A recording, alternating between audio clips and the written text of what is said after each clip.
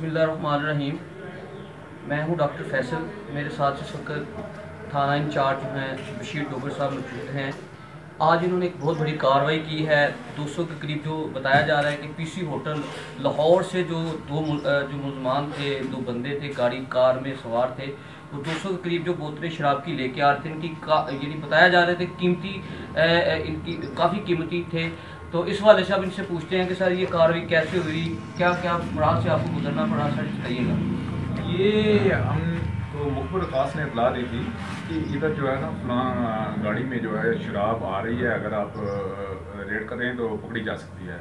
मुखबिर की इतला पे मैं और मेरी टीम जो है उधर पहुंचे हैं।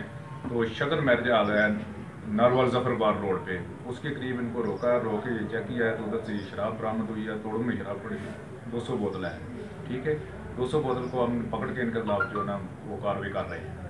तो सर ये जो आपने कार्रवाई की, यानी जो मुखबिर खास जो था वो जो इतला दी, कितना टाइम लगा होगा आपको, यानी लाहौर से सफ़र किया, इन कब कैसे इतला मिली, क्या ये सारा थोड़ा। वो तो मुखबिर जो है ना हमारे साथ राब्ते में था। ठीक है ना, जो ही हमारे साथ उसका राब्ता हुआ है कि ये फलां जगह पे गाड़ी आ रही है, तो हम फ़ौरन जो है ना मुखबिर की इतला पे उधर पहुंच गए हैं। ठीक है, तो हमने ये शराब बरामद कर दी है इनसे।